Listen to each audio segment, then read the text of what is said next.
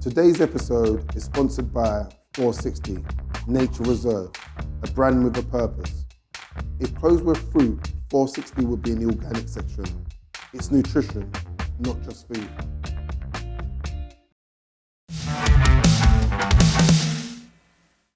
Reason I'm asking you this question, because my daughter, like, literally, she's starting secondary school, like, next year. And I'm like, nah, she needs to go to an all-girls school. And she's my daughter. You know what the purpose is. I think you know what I don't. That's what I'm asking.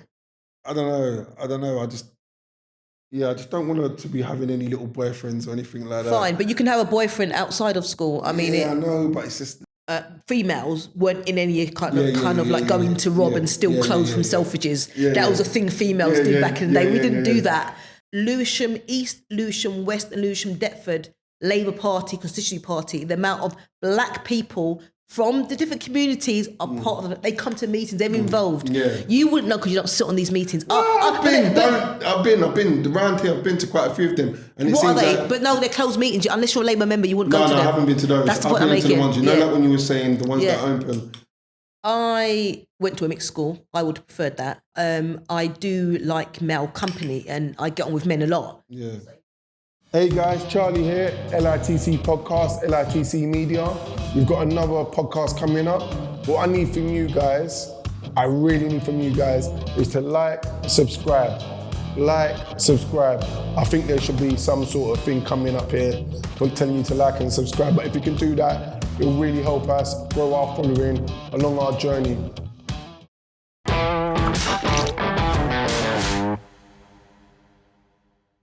Hey. Here we are, LITC podcast, and we have Rachel Onikosi. Did I pronounce it right? Onikosi, you did. Onikosi. Yes, thank you. How you doing? I'm good, thank you. How are you? I'm good. It's a pleasure to have you here. All right, so I don't know if you've seen our podcast, but the way we like to start is by looking at a piece of art, and that's the art that we have. To be fair, we've been using this art for quite some time, but we just like to ask people, what do you think about that? When you see that, what does that say to you? What do I think of it? It says to me, gosh, it's like there's a combination of things going on. Yeah. You know, one look could be like, you know, a woman dancing. Another could be some sort of animal at the top. It's interesting. I can't make out what it is, but it's a combination of stuff. Might see some red eyes, maybe. Yeah, there's a lot going on. But a lot going on. You could study that for hours, couldn't you? Try and decipher what it means, definitely. But nice picture. What do you see when you... You know what? When I'm looking at it now, because sometimes I'll just flow with this and just say, oh, whatever, and I'll hear what you've got to say. Yeah. But I'm seeing like loads of different heads and faces. So you see where it's got the red eye there on the left? Yeah. So the black part of that, I can see a head there. Those two dotted eyes over there, that's another face to me. Yeah. And there's two faces up there. I can see like a cat. Yeah. So I can just see loads of different faces. You said you could just look at this for hours and create. Absolutely. And one thing which is really interesting is that's obviously, you know, in terms of perception, people see different things at different times. So you seeing different things is probably because you're in a different space at the moment. Yeah, exactly. Yeah, but yeah, that's interesting to be fair when you say that, because I think that the space that you're in will determine what you see. So that's quite interesting. So that's enough about the art, and it's about you. That's why we're here today. So we want to know a little bit about Rachel and your journey. So the way we like to start is going back to the beginning. So where you grew up, siblings, origin, all of that good stuff. So we just want to know a little bit about you and your journey and what's got you to where you are now. Okay, so it starts off, I guess, in 70-something when I was born. I like that, 70-something. Late 70s, maybe. But yeah, so I was born in, I believe I was born in Mother's Square. That's Mother's Hospital in Clapton. At the time, my parents would have been living in a manor house. So it's an estate called Amwell Court Estate. And that's where we grew up. That's where our childhood memories were. That's where we kind of learnt the ropes. And who's we? We, me, my siblings. So I have 4 siblings. My older brother, Yomi. Then my older sister, Florence. Myself, younger Stephen, and younger Vicky. So in total, it's 5 of us in the household. Nigerian parentage. So mum and dad and the 5. Absolutely. And the 5 of you, all of us in one house. It was an interesting time growing up because we were all very... although there's similarities, there's also differences. But when we come together as one, it's kind of a beautiful thing because we kind of understand each other. If I think about my siblings and how they might have viewed me when I was growing up, I guess I would have been a bit of the troublesome one. Oh, was he? To some extent. I can imagine that would be their viewpoint. Why is that then? Troublesome, cheeky, a bit naughty, a bit in your face, a bit too forward, or a lot too forward. So you'd say I wouldn't say it's just me, but I think if you were to ask the question, you know, what was Rachel like as a child, it would be she was really forward, very feisty, very feisty, you know, kind of about her business and was ready for anybody at any stage in her life. So it starts there. And then I went to a primary school. What was your, like you said, your Nigerian parents? Were they strict parents? What were they like? I don't think they were strict. No. They might have thought they were strict. I don't think they were strict. I think they tried to be strong disciplinarians, but that's a word, isn't it? Yeah. But I don't think didn't resonate like that for me. You know, I was a naughty child, got in trouble a lot. But it didn't stop me from being naughty. Yeah. You know why? Because I like growing up in South London, one of the things that I always saw was like West African parents. But to what my perception was, they're strict. Like in terms of my mum, she was quite strict. All my peers that had West African parents, their parents were quite strict, as opposed to like, I'd say like my West Indian counterparts or like my English friends. It wasn't really like that. So we digress to continue. You were saying, so started primary school. Primary school went to Woodbury Down. That was in Manor House. I went to the same primary school as, you know, Freema Agyeman, the actress. Who? Freema Agyeman, she's an actress. Doctor Who. She was the Martha in Doctor Who, the black one. Fair-skinned woman. Yes. So I went to the same school as her. Yeah. She also did a few other Law and Order, I think, etc. Anybody else? Anybody famous? A few people actually. You went there, that's enough. I went there, yeah. That's enough. Yeah. And then fast forward, went to Cardinal Pole. I was at school in Hackney, Roman Catholic school in Homerton. What sort of school? Good school? It was a okay school. It was a mixture, I guess, in terms of academic levels of the pupils. But I was, you know, in a top quartile of the academic quartile. Yeah. Was it a mixed school? It was mixed, yeah. What do you think? Because I was having this conversation with my friend the other day. What do you think about mixed schools as opposed to like single-sex schools? I went to a mixed school. I would have preferred that. I do like male company and I get on with men a lot. Yeah. So it just would have been an experience that you would have undergone and not known what it's like. But if someone said to me, if you went back to your childhood, would you want to go to an all-girls school? Absolutely not. I quite enjoyed the male energy and the interaction between us. You know what? This is for my own personal reason I'm asking you this question because my daughter, like literally, she's starting secondary school like next year. And I'm like, nah, she needs to go to an all-girls school. And then obviously the mum's like, for what purpose? Why? I don't know. I'm just that guy and I think I'm a bit ignorant. I don't know. I just... my daughter, you know what the purpose is. I think you know what... No, I don't. That's what I'm asking. I don't know. I just don't want her to be having any little boyfriends or anything like that. Fine, but you can have a boyfriend outside of school. I mean... I know, but it just limits it. Like, well, that's what you think. We've all been kids. That. And kids mix and they blend. And I think this idea that parents think that, if they don't go to a mixed school, if my daughters don't go to a mixed school, therefore they're not going to have boyfriends. No, I don't think that. That's not going to happen. I don't think that. I think the percentage is higher. I think if you're in school, like, am I wrong? Like, you're in school, you're a boy. Everyone's got hormones flying about. Like, women, girls have, boys have. You're in school every day. So I think it's much easier for you to get into that relationship as opposed to, I see this boy on my bus. Like, it's just different. Like, I don't know. I disagree. Yeah. I think you're saying the exposure to men, the ability to get with a guy, but she could be seeing her next door neighbour and you don't know. I mean, it is what it is, isn't it, though? It is what it is, and that's the reality. Yeah. And I get you, it's about protecting your daughter, but the only way you can protect your daughter is by educating your daughter and empowering your daughter. So that's how you do it. So what you're saying, I have to make her listen to this podcast so she can It's about just educating and empowering so they can make better decisions for themselves, isn't it? Yeah. As opposed to trying to think that you can somehow have your children in society, but keep them away from things that may naturally happen. You can't, especially with social media and the internet and all of this sort of stuff like in general. And I think what you're saying is about empowering them. But for me, as a parent also, I do it's hard, isn't it? Because what you're basically saying, I want to maybe limit the exposure or limit those opportunities, but you can't. Okay, Like what you're saying, I know what you're saying is right, of course, but I still think like that. I'm just like, oh man, this is going to be Can drama. I give you an example? I went to a go on. mixed school. So at the age of maybe 13, 14, you've been in school with these guys and these girls for 2 or 3 years. Guys would then come and knock for me at my house, and my dad would say, "Oh, hi, she's coming." So my dad didn't have that paranoia because he knew his daughter. Yeah. He knew the values he'd instilled in me. Yeah. Do you understand? So he knew they were my friends. Yeah. Nothing more than that. And if anything did transpire, then that's a natural evolution between a man and a woman, and having a teenage boyfriend. Yeah. It is what it is, and I don't think that dad should be afraid of that. I think what you should be afraid of is what you should be. Let me get my point. What you should be afraid of is if your daughter was somehow acting in a promiscuous way. That's one. Or two, if she was now attracting men who were trying to harm her. That's the issue, isn't it? That should be the issue. Having males as friends is a good thing.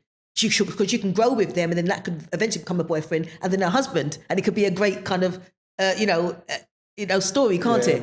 Because it's going to happen. You have kids and they grow up and they find love, isn't it? Yeah. Well, let's hopefully that's a long time down the path. Yeah. Why? But just quickly, I know this is about you. Go on. I know this is about me, but I don't have children, and I can only use my dad as an example. He just wasn't the kind of man that didn't want his daughters to have male friends. He didn't. He didn't mind. It was just like, you're going to get on. This is life. You're going to mix with people. Yeah, I think you know what. If I'm being honest, for me, if I'm going to be completely honest, it's probably my own past. Your own past, absolutely. And I'm so glad you admitted how you might have had. Exactly. The animal that I've been. Yes. But not all men are like that. Yeah, I know, but I am. No, that's not what I have been. I'm not like that anymore. But I'm saying, so I suppose it's that insecurity and those thoughts and thinking, these guys are like me or whatnot. And I know, of course, not everyone is the same. So I think that's where it really comes from, to be honest. And I think it's really nice, though, because a lot of men that I knew in the past, when they did start having children, particularly daughters, some of their values towards women changed. 100%. Because they now have their own princess. 100%. And they think about how they treat other people's princesses 100%. and they don't want it to be a repeat. So I understand that. But then it's about having to realise that not every young man goes through a traumatic time, therefore projects that on women. That doesn't always happen. 100%. Because I had this conversation the other day, and I remember even talking to an ex and saying, it must be really boring for you lot as women. And she goes, what do you mean? I goes, like, you're out in a club or you're out and you just got this guy after that guy trying it on with you. Like, it must get really jarring. Like, do you know what I mean? And I think about how I used to be, even as a young man, like, I don't know, on the road, like, oi, all of that. Like, do you know what I mean? And I think, it's quite insulting, actually. It is, because no one's talking to my daughter. I don't want anyone talking to my daughter like that. Yeah. So then when I thought about that, and I thought, nah, you can't be like that. But I know I definitely used to be that guy. Do you know what I mean? So it's only, I believe, as I had a daughter, and probably as I got closer in my own faith, that I realised that's just so dead. That's right, that's right. I think, one of the things that could have easily happened, in maybe at the time that we went to school is, we had different different subjects, and there was religious education, but there wasn't a kind of a module or a subject about behaviour, values, how to treat your fellow human being, how to, for men, how to treat women how to treat men. There wasn't that. That could have really helped change some behaviours, because who teaches a boy how to respond to a girl? Who teaches a girl how to respond to a guy? You hope that they grow and learn, but actually some people have gone, they don't, do they? Until they to a certain age when they've got their own children. They're like, gosh, why did I treat people like that? No, I think you're spot on, but I feel like with something like that, it'd be quite good for like community organisations to do those things and facilitate those sort of conversations. Like, someone external as opposed to maybe some of the teachers, because they can be quite rigid. And I think something like what you're saying isn't about rigid. It's about having those conversations and getting their opinions on things. Do you know what I mean? Yeah. But would you say you've always had leadership skills? 100%. Yeah. Absolutely. From a young age? Very young. And what do you think it takes to be a good leader? A level of high confidence in yourself, in your abilities, in what you understand, your knowledge, and what you put out to the world. I think it takes not really giving a damn about how people perceive you. And let me clarify that. Not that you're going to go around just, misbehaving yourself and being irrational, but it's, if you put too much, emphasis on what somebody else thinks of you, then you're constantly overthinking what you do, how you do it to meet somebody else's opinion of you. So as a result of that, I don't do that. So, yeah. Sorry. Of course. Because that's something I think I do myself. Yeah. Right. It's quite a hard quality. How do you get rid of that, not caring? You hear people say, I don't care what people think. Yeah. And you're probably one of those people, maybe, or have you always been that sort of way? I just really don't care what people think. Yeah. You've always been like that. I think it's good to kind of qualify and clarify that. So I would care if I upset you, and you were explaining to me what I did that I wasn't aware of. I would care about that because my intention wasn't to upset you. What I don't care about is somebody having an opinion of me, which is based on zero information about me. They might have seen or met me a couple of times or heard about me. Your opinion has nothing to do with me. That's your opinion. You keep it to yourself. It has nothing to do with my success or where I'm going on my journey, my visions. Do you think the majority of people think like that? I think we live in a world where the majority of people, maybe 70%, 8%, conform to reality. And reality, I think, is a place where people are fearful. They're very conscious about what people think about them. Yeah. They're very nervous about not being accepted. So there's a level of fear, which means that people are constantly thinking about how they portray themselves to others because it does matter to them a lot. There's a lot of significance attached to that. But I think what that does, it holds you back. Yeah, I think overthink things and it holds you back. That is something. The reason I'm asking because it's something that I believe that I suffer from. Right. So people will see me and say, "Oh, yeah, but you're confident. Like, you know me. Like, do you know what I mean?" People might think, "Oh, he's really confident," but then I feel I care what people think about me, and it's something I don't want to. Like, I'm not saying I care, but like you said, if I don't want to upset people, I'm a caring person in that respect. But I do care what people like. And it's people that are actually, like you say, irrelevant to you. They make you once or twice, they don't really know anything about you. But they'll say, oh, he's this or he's like that. But then I feel like sometimes I'll overthink and it holds me back. And I think that's the reason I'm asking you that is because I'm actually asking you that to, I don't know, not to say this is a counselling session, that's fine, but how do you get rid of something like that? Okay, let's, and obviously I need to clarify and qualify that I'm not a counsellor in terms of a therapist. I'm not that. I have done coaching. I have done mentoring. I listen to I read a lot of books. Try to gain a lot of knowledge about the self, about the universe, about what part we play in it, and understanding our humanity. Because let's be honest, we're born, we're alive, and we then kind of adapt to this something called life. But no one really tells us what's your part. What are we here for? When I got to a place of recognizing that actually my path in life is to give service. That's why I'm here. I'm somebody who has the strength and the qualities, determination and desire to give service to the world. When I realized that, people's opinions of me don't matter. So I think it's important for us to recognize that when we say that, what we're actually saying is we care about people's negative opinions about us, because the positives we love. Do you understand? We do care about that. We like that. It's the negative things that we say that we shouldn't care about. And you're saying you don't want people to say, "Oh, Charlie's this, Charlie's that," because you might believe that's not who I am. And if they say that, why would they say that? But the thing is that what you need to recognize is that that's just another human being like you, equally as powerful than you, has come here maybe for a different purpose. Why should you care about his negative feelings towards you? It's different if he controls your payroll, if he feeds you, if he looks after your kids or your mum. At that point, you have to care about his opinion because you depend on that person for a particular thing. But if there's no attachment like that, what are you caring for? 100%. So I think it's about really analysing why we care. What is it in us? What emotional state allows us to... that makes us want to care about somebody else's opinion negative opinion on us. And I think it's fair, isn't it? It's that desire to be liked by society, that desire to be wanted by any social group or any environment you go in. And I say, actually, they should care about whether I like them. Yeah. Care about what I think of you. Yeah. So that's how I flipped it. And we're also talking about power. It's about power, isn't it? Power dynamics. If you don't consider someone to be powerful or have any hold them in high regard, you won't care their opinion about you. It's when you feel that actually you're in a social group and you like this person, you think they're doing this great stuff, you want them to think highly of you, don't you?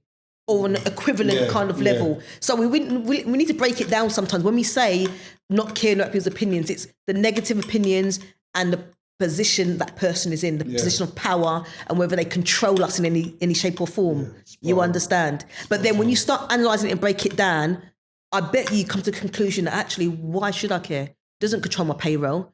It has nothing to do with looking after my kids or my mum or my family members. I'm still achieving my goals and vision. I don't see that person ever again in my life. Why should I care? If you're in a social setting where you've got similar mutual friends, when you're there, you just don't, that person, as far as you're concerned, doesn't exist. Don't look at them. And as soon as you start behaving like that, that person wants to befriend you because they felt it. And as soon as you don't care, people start respecting you. But people disrespect you when they can feel that you're after their love. You're after their kind of okay. You're after their opinions of you. Are you with me? Yeah, I'm with you. Okay. So that was counselling 1-on-1. Another thing, Rachel does a bit of counselling. So if you want the details, we'll put it up at the end. All right, no, cool. So, all right, sorry, I've made it about me. I'm telling you. Okay, so Catholic school, bit mischievous at school, but was doing really well with your studies. Yeah. Where do we go from there? So left school with some good grades. Then went to university, studied a psychology degree. What did you do? So, all right, so you went college. What was you college? doing? Beg your pardon. College A-levels. It was, I believe it was sociology, government and politics, science in society. So 3 A-levels. Okay. Did that for 2 years A-levels, yes. At that age, did you know what you wanted to be, like, in terms of a career? No, I was thinking, being from a Nigerian parentage and knowing that I have a level of intellect and I do want to do something which is meaningful, I was thinking, maybe a sociologist or something. I wasn't too sure, but I knew it was going to be something. Summer of 1995, I left my mum's house, maybe April, May. Yeah, it's a spring, summer. We just, I was growing up and we weren't really getting on. I just needed to be free. And I moved to my sister's house. So I was 16, my sister was like 17, 18. She was 18 or 19. Yeah. So these two young people living together, but I still did my exams. Yeah, but you know what, Rachel? Like, yes. not to, obviously, it's up to you what you want to answer, but of course. At that age, that's a big decision. And to say, like, we just wasn't getting on, it might take me to that time, like, why you felt like, no, I'm not living with this woman, I'm not living with my dad. Because you don't just, like, especially coming from, like you say, African parents, it's easy to just say at 16, I'm moving. Yeah, well, at that time, I wasn't speaking to my dad. I hadn't spoken to him for 2 years. Yeah. So that he wasn't, at the time, important for me to have a conversation with him about moving out.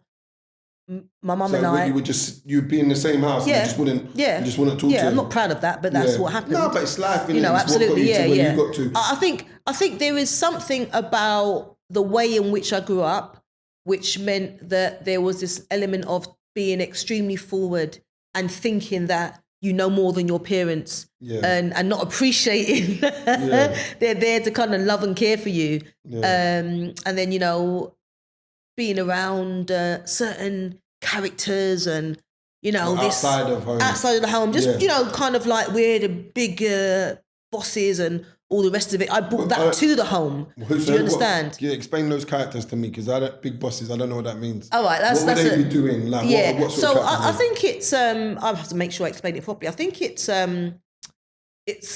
certainly negative.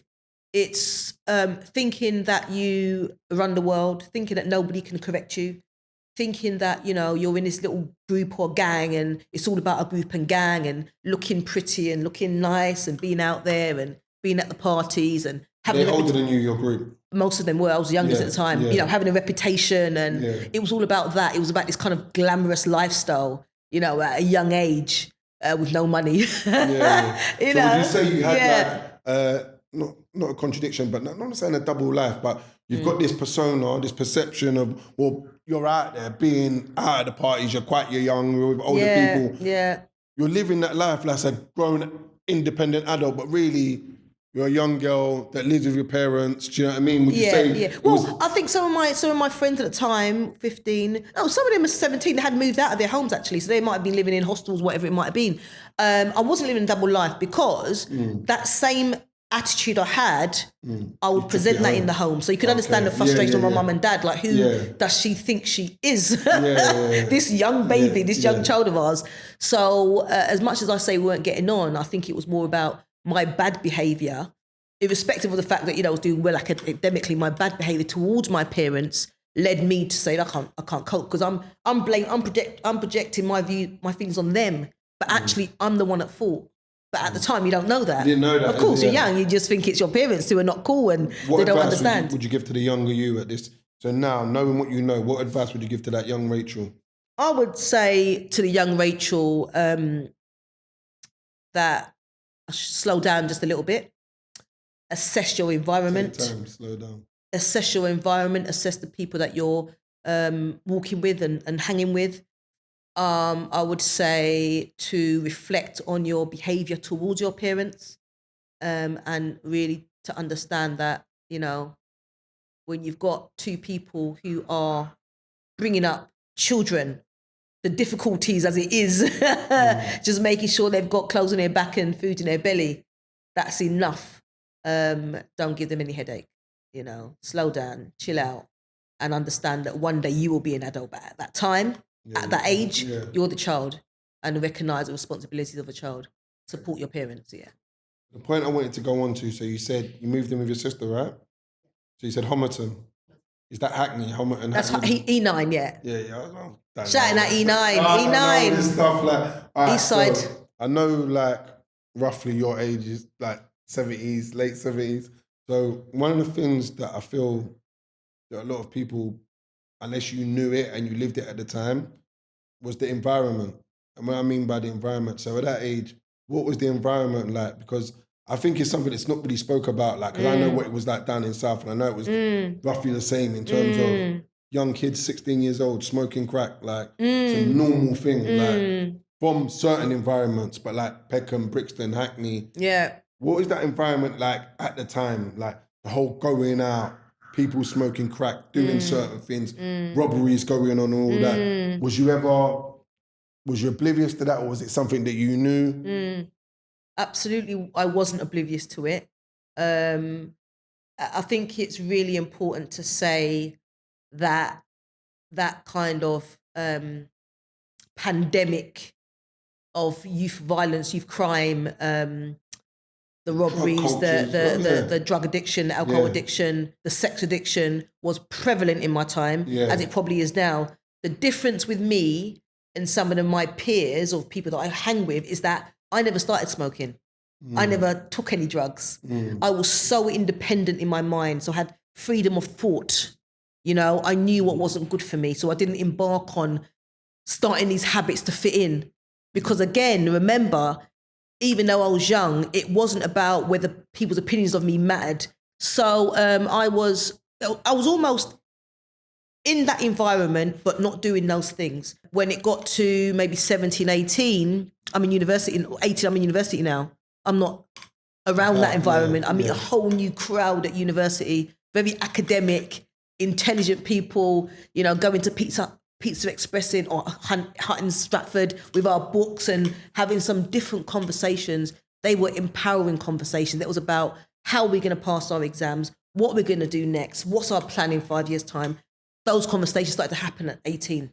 Did you ever, so within that time, did you ever go in and out of the two environments? Yeah, what I mean is, so you're having those conversations, but then when you're back in the manor, it's conversations about, this bank just got robbed. Them not have done that. They're on the run, whatever. So was you having those conversations as well, or not really? I would say that my kind of close friends, females, weren't in any kind of like going to rob and steal clothes from Selfridges. That was a thing females did back in the day. We didn't do that. We were slightly different because we had come from Manor House, and there was a different energy in Manor House to what compared to maybe Clapton or Homerton and various other Stoke Newington, for example. Am I still getting calls about certain things happening? I am, but they're from people who may have heard something. I wasn't having people come to my house who were doing Yeah, these yeah, things yeah, because they weren't my mates like that. Look after They this weren't my for me. mates Yeah, like yeah, that. yeah, yeah, You know, it could have been someone I went to school with, for example, who had been involved. But by that time, they were in prison anyway. Yeah. You know, so I'm not seeing them. You know, everybody's in the young offenders institution anyway, ain't they? You know, so The reason I'm asking this stuff because I believe it's like, also like we're talking to an audience and different audiences and whatnot. It's about also understanding the environment that some of us have been associated with, even if we wasn't too deep into it. Because I don't think that it's given enough. People say, oh, it's like that nowadays. But honestly, I don't think it is like that in terms of 16-year-olds, 17-year-olds smoking crack, like in clubs, in jungle raves. I don't think it is like that. And I feel like whether you was a part of that or not, at certain ages you would have seen that, or I'm not saying you specifically, but you would have seen that or known about that environment. So I'm asking because obviously I'm from South London. But I know the same sort of stuff was going on all over London. Let's put it this way, I'm very streetwise.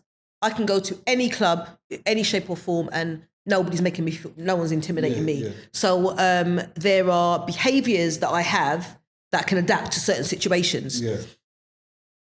When you're young, certainly when I was in a teenager, someone smoking weed and drinking heavily, everything became normalised. And people still have those habits today. I'm not criticising, I'm saying it is what it is. Yeah. I don't think it is different now. I think it's quite similar. But we're not there. We're not young people. We're not in those groups. So think about it when we were 16, 17, 18, for example, our parents trying to decide what it's like for us.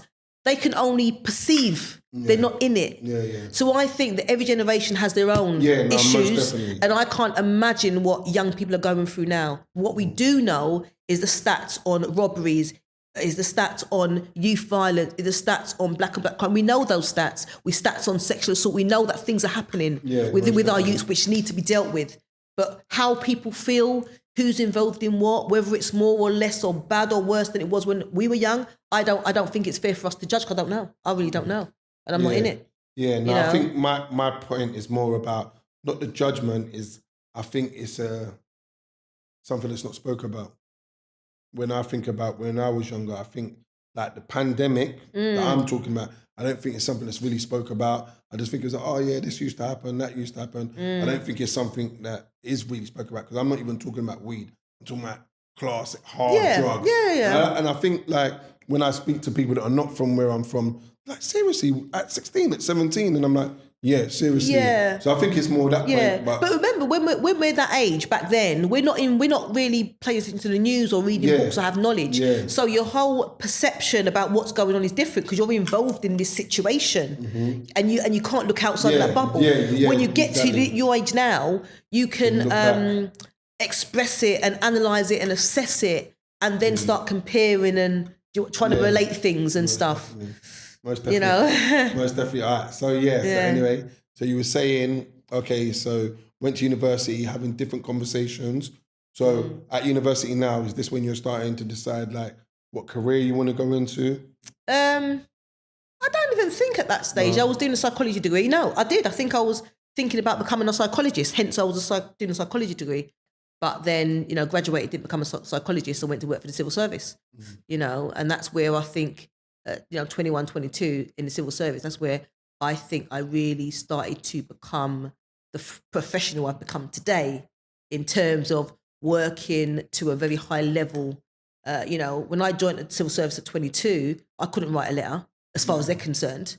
I thought I could, but you couldn't write a letter. Like that, what you presented was complete rubbish as far as they're concerned. So you start having to work to a very, very high level, in terms of being meticulous, doing things correctly, thinking through things correctly, organising yourself, organising your mind, organising your life, And then what happens is you start bringing the professional behaviours to your life behaviours, then people think there's something wrong with you in your environment, because you're just so orderly. It becomes a frustration. Why is she so orderly? Well, why not? It's because they're not used to it.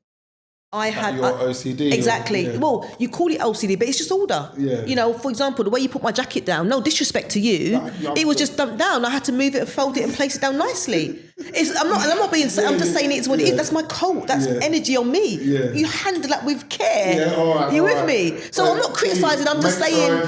Fine, I'm not criticising. I'm just saying like that's who I am. I've So got a it lint roller if you want also that. applies to how I prepare my food. Anything that's to do with me, you want to handle it with love, you know? So, and I relate to the professional world because the skills that I've learned is about doing things with honesty, with integrity, with dedication, with motivation, adding value to whatever you do, knowing that that's my work. I'm going to be proud of that work. I want to showcase that work, you know, and then you bring all those behaviors into your everyday life. And some people that are not accustomed to that think you're crazy. But then so I can understand the positives of what you're saying, taking that care. And would you say those are the negatives of that sometimes, how other people react to that? Yeah. So it's almost, you know, that saying where someone says, don't pull me down, you raise your standards to meet where I am. No, I don't know that saying. Right, so it's, for example, now, maybe I haven't got this, but if something like, it's something along the lines of make people rise up to where you're at. Don't reduce your standards. One of the questions I asked, so not digressing, is you're right, because you just said that. What have you got any favourite quotes? Do I have any favourite quotes? And if so, give me like. Oh, the only one I've said it. I always say it. I say it. You know, people's opinion has nothing to do with me. That's my other people's opinions has nothing to do with me. Yeah, that's one of the quotes. Other than that, no. Yeah. What you would find also with me is that I know a lot of people like to read a lot of history books and stuff, and then regurgitate all the stuff that happened in history. And I say, well, why don't we become history? Why don't we create? Be the creatives. You know, so when you say quotes, I want to make quotes myself. I want to be the quote maker. Yeah. Don't take somebody else's all the time, you know. So, you know, it's not, you know, so somebody in history will be sometimes one day say, you know, look what Rachel Onikosi said, you know, that day on the pod with Charlie. It was, you know, You said about, I think you mentioned earlier about reading, and you used to read quite a few books. Yeah. You've got a favourite book, one or two favourite books? One is called Seth Speaks. Seth Speaks. Yeah. This is about someone being channeling, you know, from another realm to this realm. I feel that people look at me weird now. No one's looking at you. You know, so that Seth Speaks, and then another book. Gosh, I've got to remember the name of the author for this one, but it's called The 4 Hour Week. Oh gosh, what's the name of the author? Can someone Google 4 Hour Week? Tim Ferriss, there we go. Yeah. That's right, Tim Ferriss. So yeah, for our week, he talks about the fact that you know it is possible to live an abundant life, not using your time in the conventional way, and still becoming a champion in your craft and achieving your goals and visions. Is that something you've taken on with you? Absolutely. Yeah. You know, so it's just about working really, really smart. But you almost have to forget that every day what you've learned. You unlearn what you've learned to then embark on this new journey of what if this was all our reality? What if 4 Hour Weeks was our reality and we were still achieving everything? You know, the various others, but yeah. Today's episode is sponsored by 460 Nature Reserve, a brand with a purpose. If clothes were fruit, 460 would be in the organic section. It's nutrition, not just food. Well, a question I want to ask. Tell me 2 things you like about yourself. I like that I am confident. I like that I continue to learn and grow, and also look out for where I need to improve myself. And so it's a continuous improvement, upskilling of myself and my behaviours and attitudes to the world, to my family, to my friends, etc. That's important to me.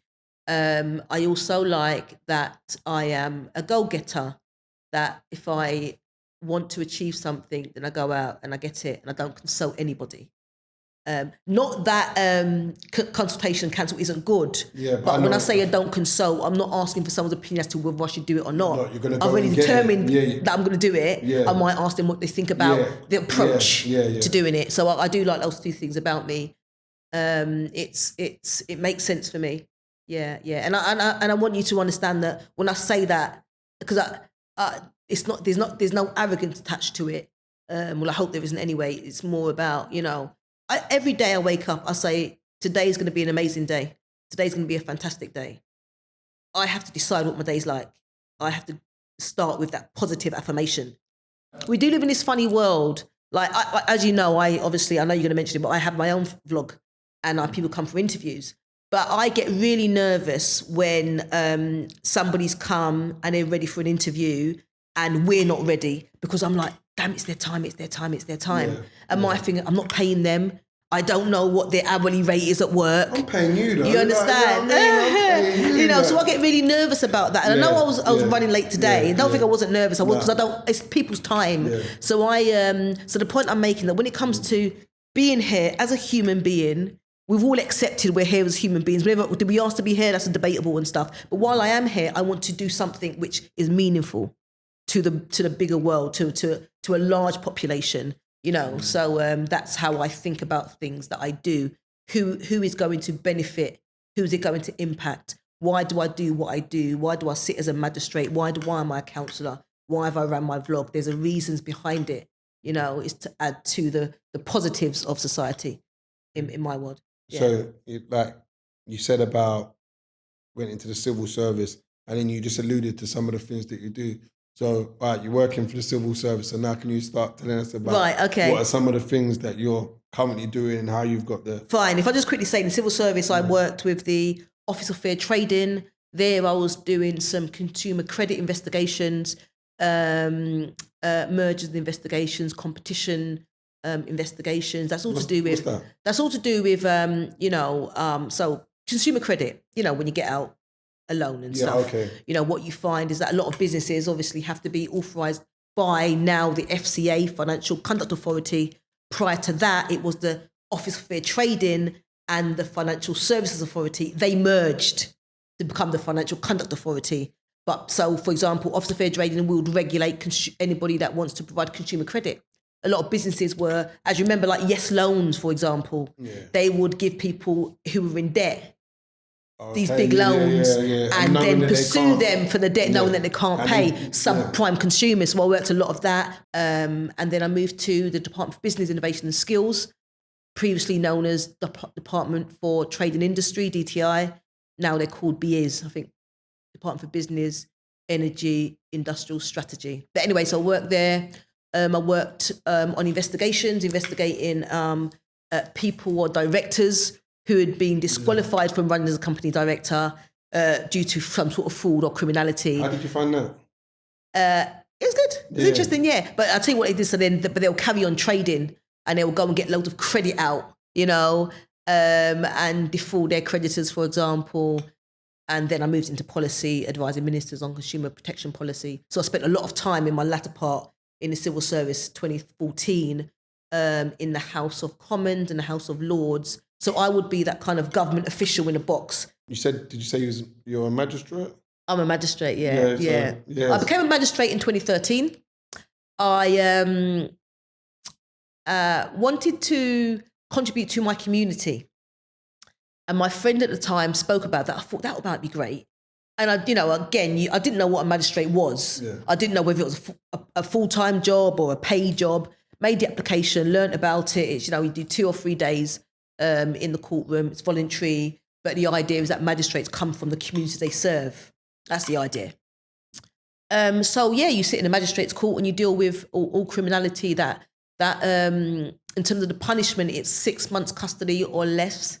You understand? Yeah. So things like driving offences, things like common assault, some minor sexual assault, you name it, anything which would serve a custodian of less than 6 months will come to the magistrate's court.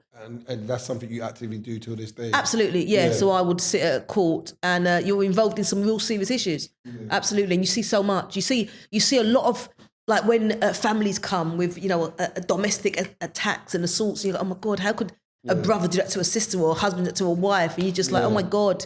And then you see people who, they've got this really, really high senior job and they've been speeding like 10 or 15 times. and then they come to court and they want to talk about the fact why their license is so important to them because of their job. Oh, really? Yeah, you've done it 10 or 15 exactly. times. Yeah. That you knew that. Yeah. So I see a lot in the courtroom. But what I would say that I'm a very fair magistrate, and that's where your emotions come into it. Not that you use it unwisely, but you have to try and empathise with people's situations and sympathise and see how you could ensure justice is done, which doesn't take away someone's livelihood, in terms of their jobs. And doesn't really impact their family and things like that. So you see what you can do about them. There's sentencing guidelines, but then there is a level of discretion that we could use to see how we deal with people. Yeah. And so, because there's loads that you're unpacking there. So magistrate, you're a councillor? A local elected councillor in Lewisham, yes. Explain that to me. Okay, so every local area, or if we talk about London, so every London borough have a local authority. So here we're in Lambeth, right? Yeah. So you would have elected councillors on Lambeth Council. They're elected by the people who go to the polling station on the day of elections. So I'm elected in Lewisham, and I serve a ward called Bellingham in Lewisham. I was elected in May, 8th of May. Yeah. But previously I was elected in 2014 and I served a 4-year term to 2018. Stood down, done other things, and I came back obviously some months ago. So politics, politician. Local politician, magistrate. Yeah. And what else? There was something else that you said.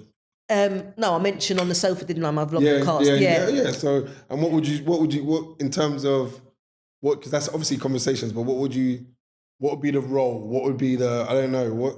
Because I don't know what are we doing? What am I, a podcaster? Or what, oh right, okay. So I am somebody who is considered to be a portfolio holder. So in the professional world, and you might know, but a portfolio holder holds different portfolios. So one day I'm a magistrate, another day I'm doing councillor stuff, another day I'm running my vlogcast, another day I'm a non-exec sitting on victim support's board.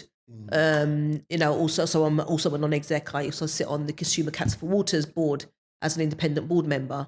So these are positions where you sit at the top of the organisation and the CEO reports to the board. So I ensure the strategic vision and financial direction of those organisations. That's my job with other board members. Thinking about that, for me, it's quite apparent to see that you're a strong woman. Well, I don't even like saying that. You're a strong person, whatever. Mm-hmm. So I think that's quite apparent. But how have you found that navigating, specifically as a black woman, how do you find that navigating within those environments? What I would presume, or maybe not, is a male-dominated industries. I would go back to the point I made earlier about being confident. And it's my confidence that has led me not to really think about the fact that I'm in a position where there's a lot of men and I might be the youngest in the room or the only black person in the room or the only female in the room. It really doesn't bother me because I don't feel disempowered by it because the power comes from me. So if I'm sitting around the room with all these 10 white men over 60, I don't feel inferior. Why should I? Give me a reason to. And I get that some people may feel awkward, but my level of confidence and high self-esteem means that I don't think like that. And often what you find in those scenarios is that they want to come to coffee with me. I want to see what Rachel's doing. You understand? So I'm not vulnerable in that way, and that's what it is. Like, to be honest, you can see from your experiences, and you seem like you're quite forward-thinking and you've got your vision. Yeah. And this is the road. Like you said, I'm meticulous. Yeah. It's something that you've been. You might be one of one. There's probably not many women that are like you, or people, because it's not even just women, men as well that are in those positions. What advice would you be giving to them how do you build up to get to this point? I would say it starts with the self, doesn't it? It starts with those kind of positive affirmations about who you are, assessing who you are, understanding your identity, understanding what you're doing here. Why are you here? And I think when you have those honest conversations with yourself and separate your strengths from your weaknesses, once you've done that, go through each weakness, maybe a bit uncertain about myself, trying to identify why. Why is it? What's the root of that, lack of uncertainty about the self? I think it's just having that conversation with yourself, honest conversation with yourself first and foremost. And you can obviously seek counsel as well. But the reason I say that is because, again, and we've kind of touched on some of this already, I think a lot of it is about fear and acceptance. It's about what somebody else thinks of me. It's about me not being able to achieve that goal. It's about me not being the person I'm talking about, me not being adequate enough, me not being a high impact, me not being a high performer. That can all change once you change the conversation, in the conversation, isn't it? You know, once you start saying, I am a high performer, I am confident, I am the best in the room, I do have self-esteem, I can make loads of money. Once you tell you that and that's your mantra, you start living like that. It's just a natural thing. You become who you think you are. You know, if you, Charlie, now started to have this mantra about you being a billionaire in 5 years' time, I bet you in 5 years' time you're a billionaire, but you have to believe it to be true.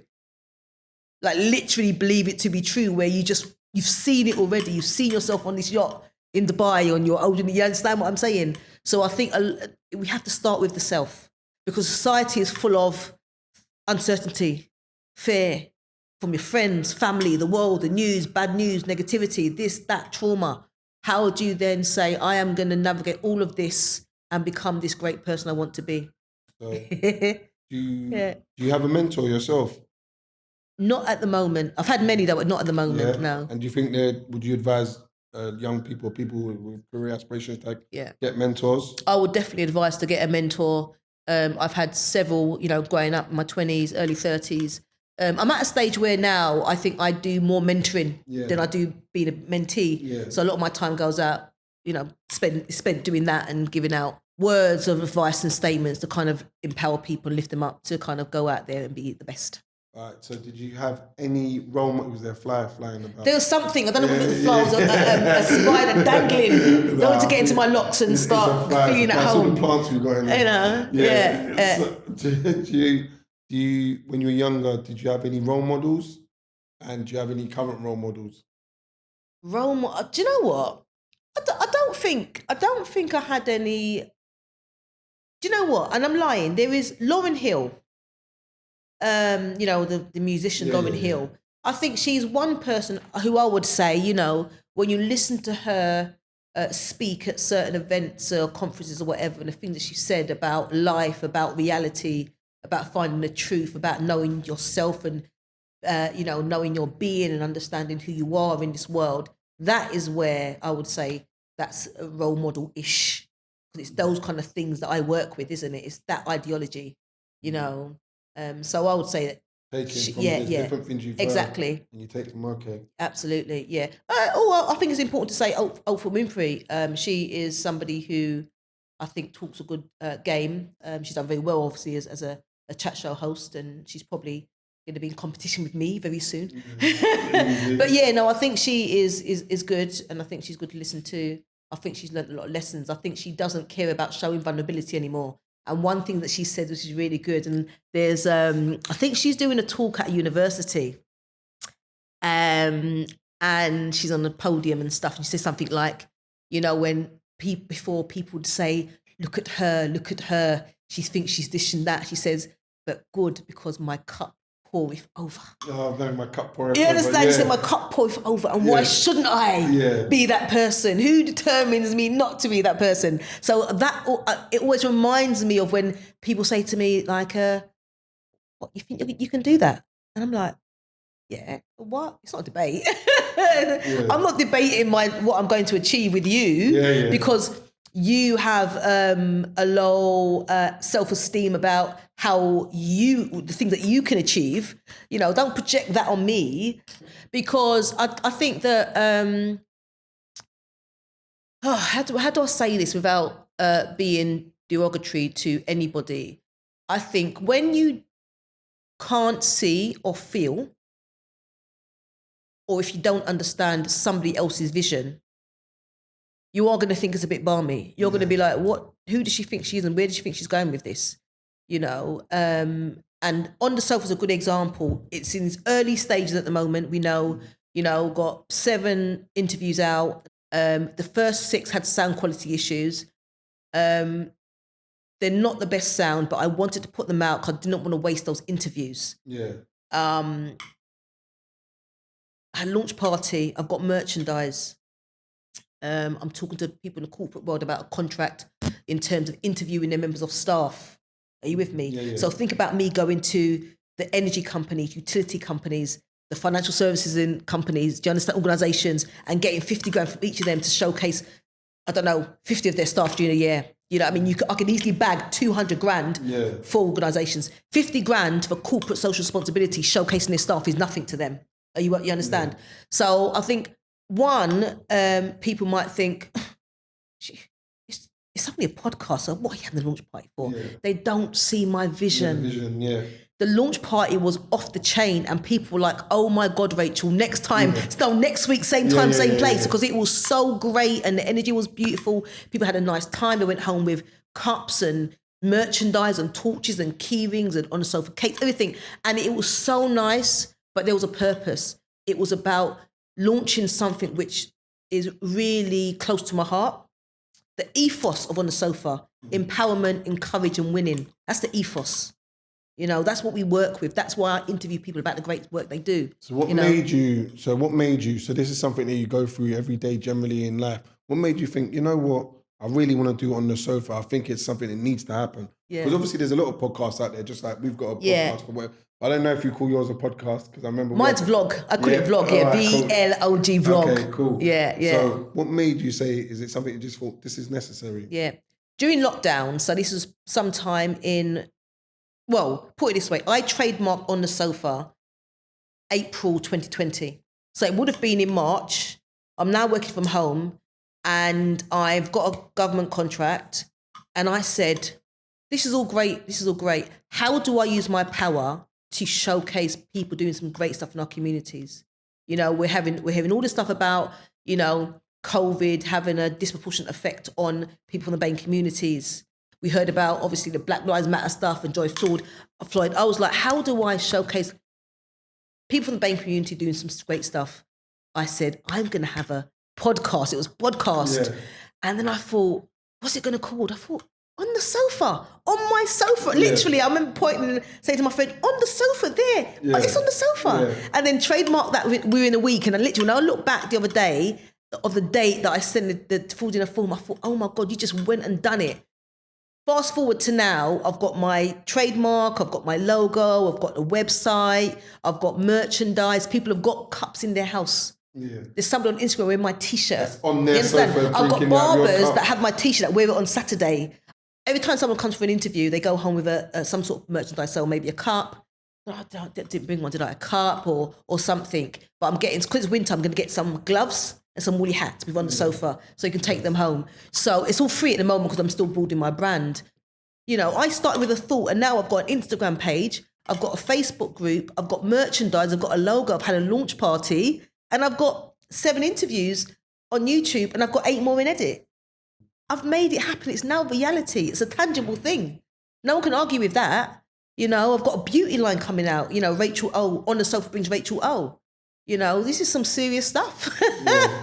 And then, you know? Yeah. Because like, sometimes I remember like me and Dee, we've sat down and the numbers aren't great on the YouTube and that. And then you see some people, you're watching other people, but it's like you can't watch them because they might have like 10,000 views, 100,000 views. But then you get happy when, we had 50. Now we got 100. Now we got 200. Now we got 700. But then you start seeing it's impacting absolutely the community. Yes. And that's why I feel like even for us, that's why we got this together. We said like, this is what we do day in, day out. The conversations we're having, this is what we have in the office. I have them with Ava. I have them with Demas. Like, we have them with other organisations. So why don't we showcase that? Absolutely. But that's our lane. Because I feel a lot of times we can get lost in the whole glamour and glitz. Yeah. And this celebrity. Of course. Yeah. This is very true. This is very true, Charlie. But what I will say, and forgive me for this if you find it a slightly unfair question, this podcast is attached to your organisation. What are you doing for what are your personal visions and where's your vision? You know what? Because this is my vision. So like in terms of the organisation, obviously I'm a part of the organisation. Yeah. But this actual podcast is my vision. Do you get what I'm saying? So I have a certain role within the organisation. It's not like, Dave said, go and do this. Yeah. I've sat down and said, you know what? this is what I find interesting and this is what I want to do. Yeah. And then the director said, go and run with that. Okay. Do you get what I'm saying? Yeah. So it's where it goes from there. And for us, already like you said about knowing the vision, it's we now want to go into media. So it's not just about doing podcasts. This is the beginning that starts the conversation. Now it's going into documentaries, but doing documentaries that challenge policy. Do you get what I'm saying? You spoke about that before, yeah. Do you get what I'm saying?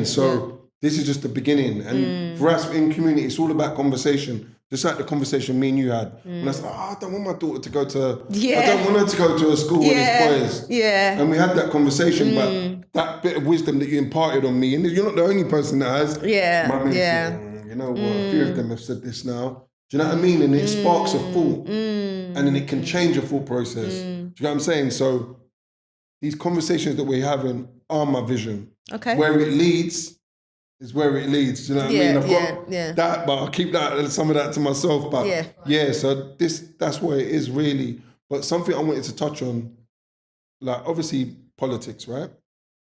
So I know, let me talk about myself. I know I've been from where I'm from and how I've grown up. I haven't I associate politicians as liars. In my mind, politicians, police. I have negative thoughts when I think about these establishments. And I suppose a lot of people do. I can't talk for everyone, but a lot of people do, especially what's happened over the last few years. And I would say maybe, I don't quote me on this, but I would say maybe people coming from the inner cities, coming from the Hackneys, coming from the Peckhams, the Brixtons, Tottenhams. I don't think many people sit down and think, I want to be a politician. I want to be a local councillor. How was that for you? Like, obviously, coming from that environment, and where do you think, I don't know, as politicians, where do you think you guys can possibly do a bit, there's a couple of questions in it, possibly do a bit more to maybe change someone like me, my perception? You mentioned just now, me coming from a certain place, and I realise I'm leaning back now, Eva. Yeah, you probably knew it was going to happen, didn't you? Yeah, you saying coming from a certain place almost suggests that actually, therefore, because I've come from a certain place, being a politician for me, no. I beg your pardon. So the point I'm making is that if I live in that community, I have every right to get involved in the governance of that community. It also belongs to me. We do, and we govern ourselves. That's the point. So, like you say, look, for me, I do get involved in my community. Forget this work that I do. We govern ourselves in terms of something's happened in the area, it'll get sorted out between ourselves. I'm talking about trust. I'm not talking about, you're talking about actual like politicians, legislation. I'm saying there's trust issues within these areas. Yeah. So how do you, if you don't trust it, I think it's very easy to say like, oh, you get involved, but I don't trust. The point I'm making is that it's because you're saying there is them and us. I'm saying if there's them and us and you don't trust them, you get involved and you become the them. We become the powerful force.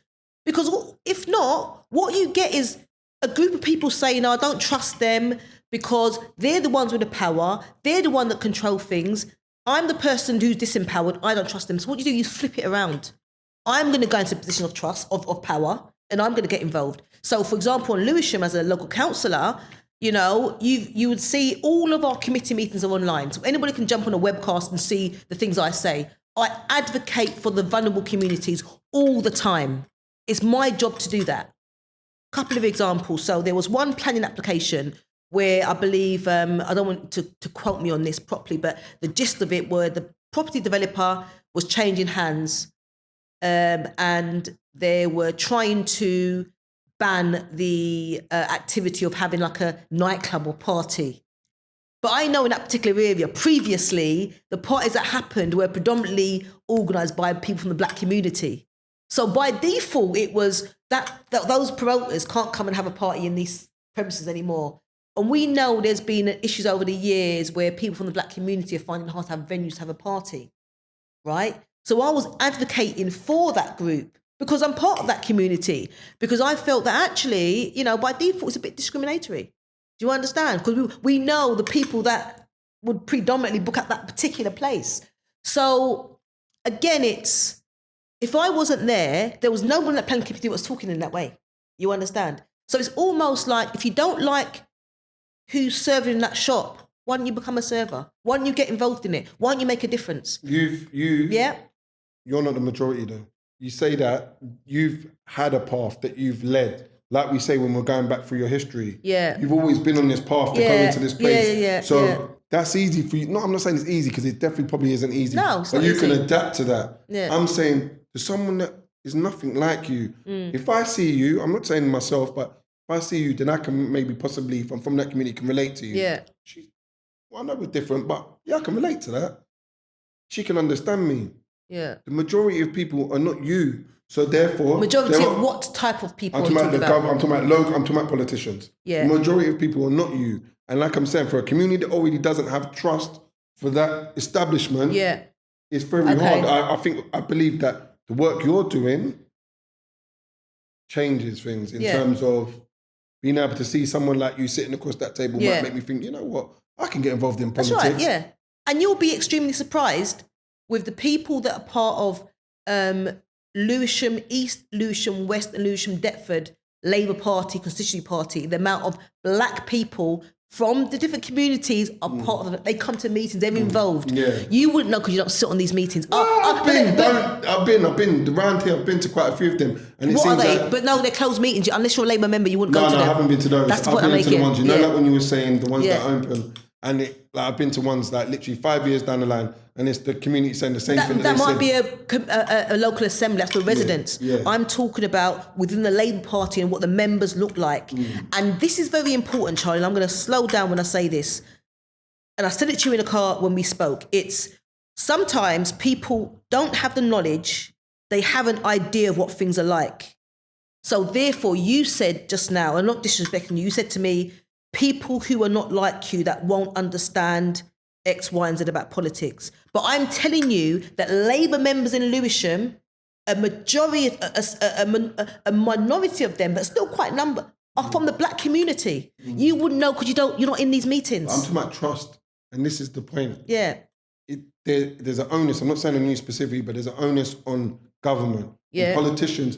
If the community don't trust you, you're saying, oh, well, you know what, go and change that. I understand that sentiment. Yeah. But there's a trust issue there. Okay. So I'm going to go and change it, but you know what, no one there looks like you're saying there are, so I'll take that. Yeah, of course, but the majority of people that I see, this isn't, when I see politicians, when I see the TV, when I see what's represented, I don't see myself. So there is a trust issue. I know what's happening in my area. So there's a trust issue. So that's where you get the perception that I may have, whether it be wrong or right, it comes from somewhere. Okay. Do you know what I mean? Like I said to you when we was talking in the car, when I grew up, for bad or good, like I used to see, and I know you said, because we had this conversation, but I used to see politicians. I generally, Labour's headquarters was in Moorth Road. I used to see them. I don't see them now. And I know you said, oh no, but they do. But I'm just saying, so why don't I see them? Like, I don't know, do you see them? See? And that's what I'm saying. And I know it's not just me. Like, do you know what I mean? Like, I know from your point, you're in politics. So you know what you see. You know the strides. You've seen the difference. But I'm saying for the layman. And I don't think I've responded by touching on the trust issue. And I think that there is a thing, of course we know, that, this politicians can't be trusted, they're all liars and all this politicking. But within that, there are individuals who are very trustworthy. And I don't think it's fair to tarnish one person with, what's that, the brush? What's that saying? Yeah, I know what you mean. I don't tarnish them all with the same brush. There we go, tarnish them all with the same brush. Yeah. But, one, we've got the government who are the Tory party. Yeah. That's one thing. The Labour Party also doesn't trust them. Then you've got the Labour Party, the shadow kind of party in locally and in the House of Commons. Again, people say, I don't trust politicians at all. I think there is a trust issue. I think it's absolutely proper and right and imperative that, we try to build that trust. What I can only do is speak about what happens in Lewisham. We have, community meetings. I'm very open with my constituents. I have, you see community meetings now are all online. You can see what we're saying. They're invited to these meetings.